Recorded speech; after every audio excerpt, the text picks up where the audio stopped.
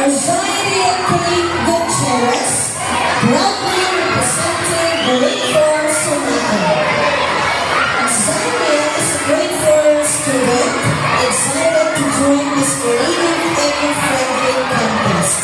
Her design is inspired by something she truly loved, the Hawaiian culture, which represents joy, nature, and the festive spirit, while reminding us to celebrate life and care for the environment. Her outfit is made completely from recycled materials, including plastic bags, beads, soccer bags, and Eva foam, which she previously used for Bana Rica costume. By reusing and recycling, she wants to encourage everyone to protect our planet and get to express our creativity.